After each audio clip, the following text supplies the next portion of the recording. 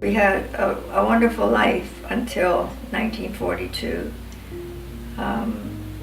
They ripped our father away from us. The RCMP came and physically, dragged him away and put him in this back of the pickup truck and took him away.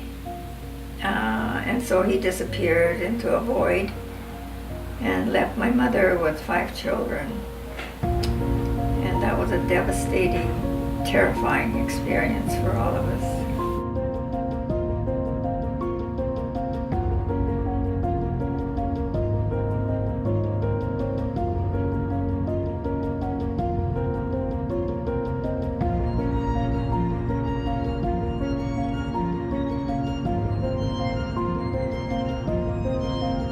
When the incarceration started, I was just 7 years old, and when it ended in 1949, I was in my teens.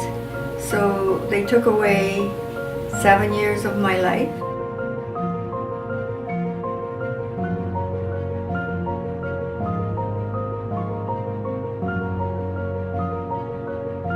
For my parents, they took away their most productive years of their lives because they were so young, and by the time they were able to start again, it was when most people would be thinking of retiring. And also I felt really badly for my grandparents because they lived in a beautiful estate, 200 acres, and they lived in a beautiful home with the latest appliances and furniture, and they were in their 70s, and so and they were retired by that time, and then they were forced to go to the sugar beet farm in Alberta to become laborers again. In fact, I felt that working on the sugar beet farm was slave labor because we were forced to live in tiny shacks with very few amenities, often no water in the house, outdoor toilets, and I remember my mother having to walk almost 2 to 3, sometimes a half a mile to get water for us to drink. And yes, life was very, very difficult.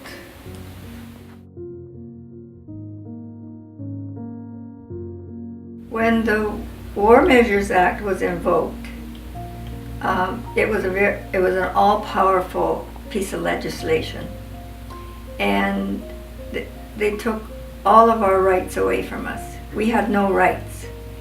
I don't know how much worse it could have become.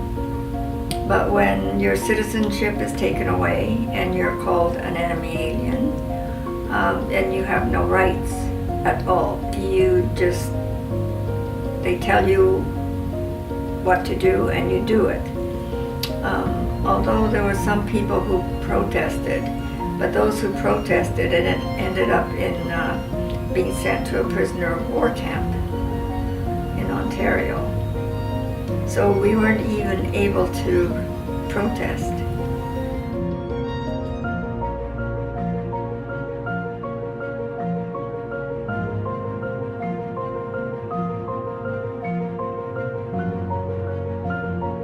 In Hawaii, there were 157,000 Japanese Hawaiians, and like you said, that's where the bomb fell.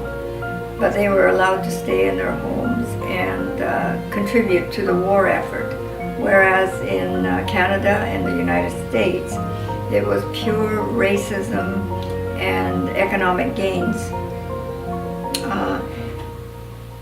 First of all, British Columbia wanted to clear Japanese Canadians from British Columbia. It was like ethnic cleansing as we know today.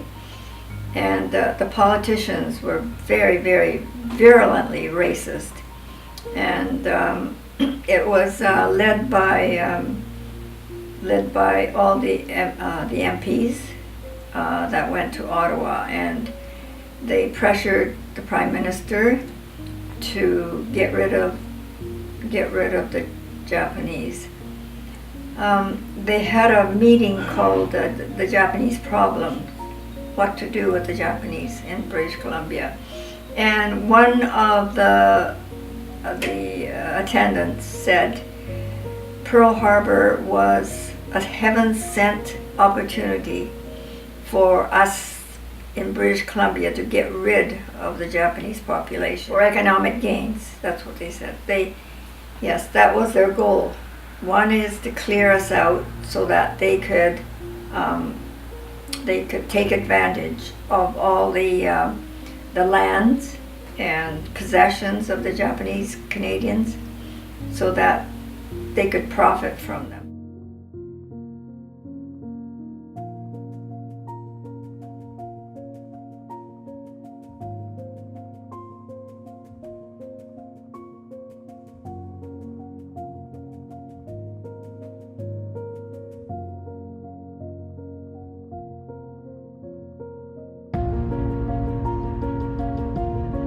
Right from the beginning, when British Columbia became a province of Canada, that was 1871, the first thing they did was to pass a legislation taking franchise away from Indians and Chinese.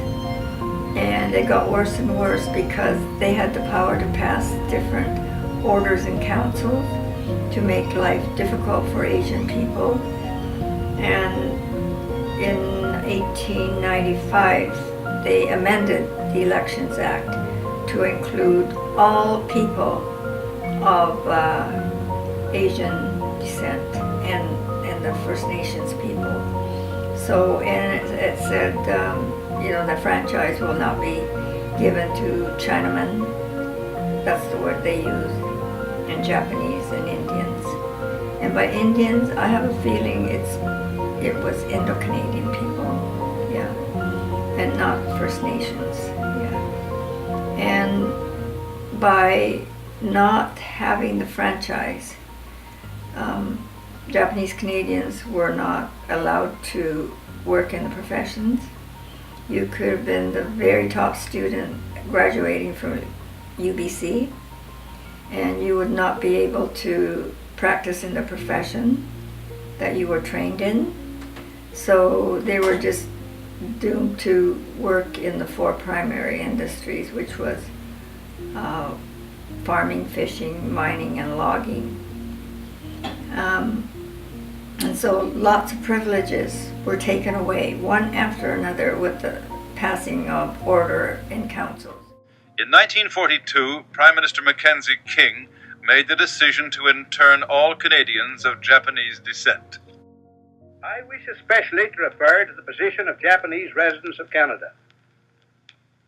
All Japanese nationals will, in principle, be treated in the same way as nationals of Germany and Italy. Those who are considered dangerous are being interned at once. Whenever the government published anything, they used euphemism and terminologies which kind of gave a distorted view of what they were doing to the Japanese Canadians at that time. And one of the words I dislike using is internment, because according to the Geneva Convention, a country cannot intern her own citizen. So in order to get around that, what Canada did was reclassify us as enemy aliens. So they did intern aliens, not Canadian citizens. And another terminology is when they were deporting Japanese Canadians in 1945, they used the word repatriation. Repatriation means to send back people to the country they were born in, but what they really meant was deport, because they were deporting Canadian citizens. I can go on about these euphemisms. There are many, many, many of them and terminologies. So what we are trying to do now is retell our story the way it happened, using the proper terminologies.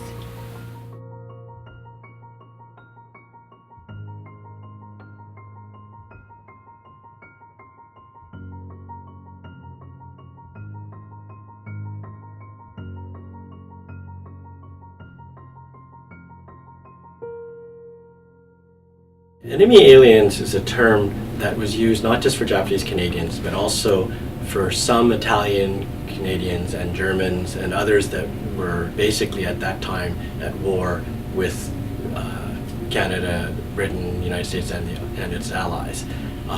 The difference between how Italian and German Canadians were treated and Japanese Canadians was that anyone who was Japanese Canadian was essentially an enemy alien, whereas only those who were noted fascist sympathizers or those who politically were tied to or sympathetic to the Nazi regime or the fascist regime in Italy were treated as enemy aliens. What happened after Pearl Harbor was devastating. I don't think we ever thought that the government would go to the extreme of uprooting the whole community. How desolate the place was and how cold it was.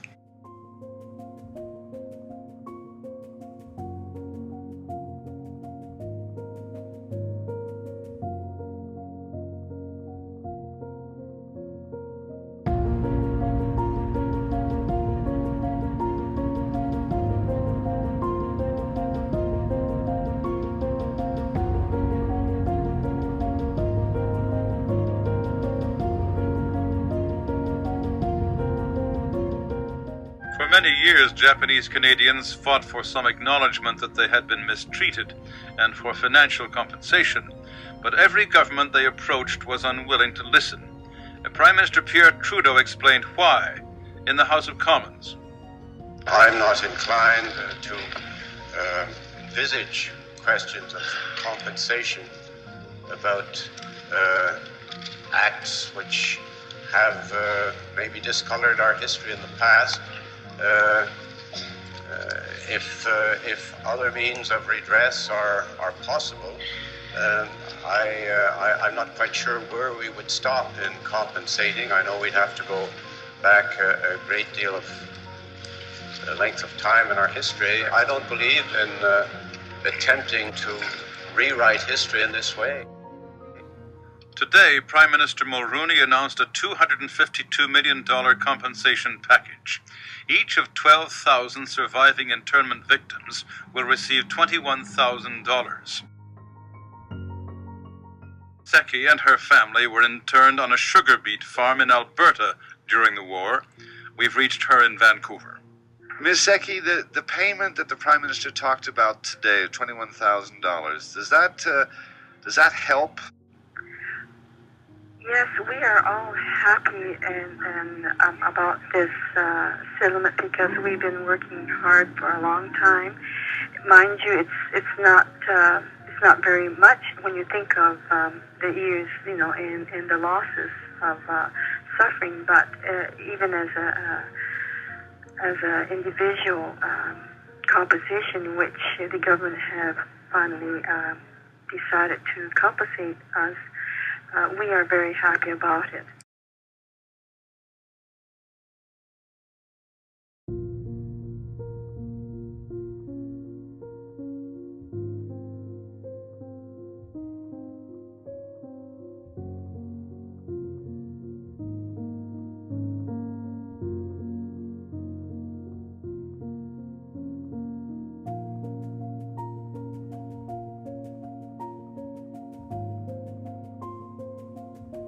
It was challenged because I have a feeling the people I was dealing with were not, they didn't know about the incarceration. When I first wrote my letter to Dr. Stephen Toop inquiring about giving honorary degrees to the students, I didn't know how many there were at that time. But the reason I got onto this project is because I saw a ceremony at the University of Washington where they were giving honorary degrees to these very, very elderly people.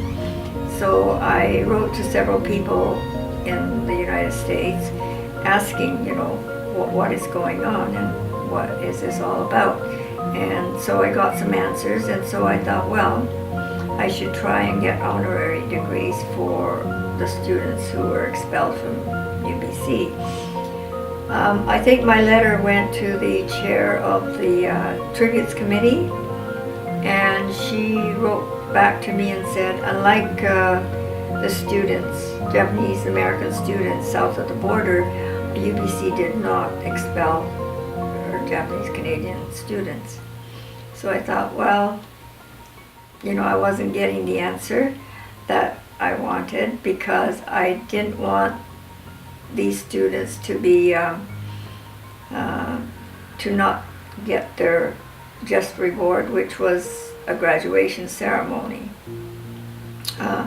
And so I kept writing via email, and I wasn't getting the answers that I wanted, and that this kept dragging on and on and on. And by the third year, I thought, well, I'm not getting too far dealing with the Tributes Committee, so I will get the community involved. So I wrote an article in this newspaper called the Nikkei Voice, which is a Japanese Canadian publication in Toronto. And so there was great interest, and people would say, oh yes, you know, my father was at UBC at that time, my mom was at UBC. And so we started getting some input from the community. And so I got people to sign papers saying that they support me. And then after getting the signatures of hundreds and hundreds of people, I told the Tributes Committee about this, the signatures I got and the support. They still would not react to it. I met the editor-in-chief of the Vancouver Sun at one of the women's conference where I was one of the speakers, and she said, yes, this is a good story, let's go with it. So she got one of her reporters to interview me and interview this young fellow that I told you about who ended up in the prison camp. And a half-page article came out in the Vancouver Sun. And then there was a lot of reaction because I got interviews by radio, by television, by by newspapers, and this whole story went across Canada. And so I think that's when UBC reacted.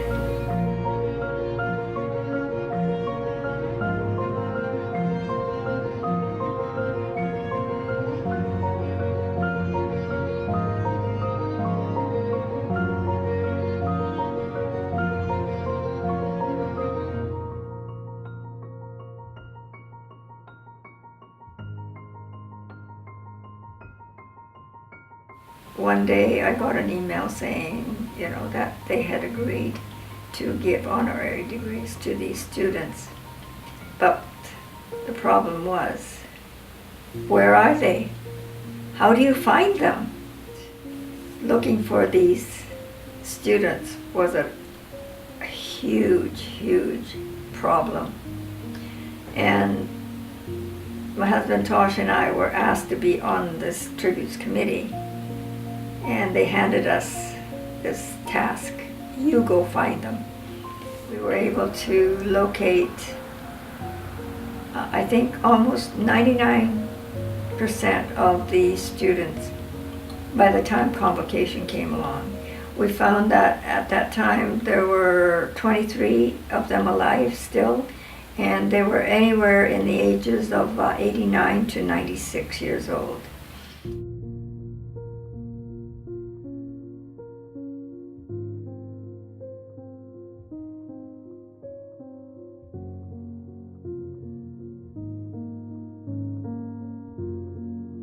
The reason I continue to tell our story is because until 1977 there was hardly anything written about the incarceration and dispossession of Japanese Canadians.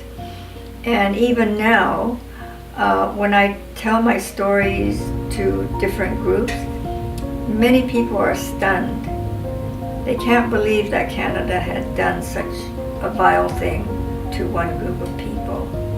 And so, as long as I could breathe, I will continue to tell our stories, because I think it's important that the true history is made known to the people of Canada.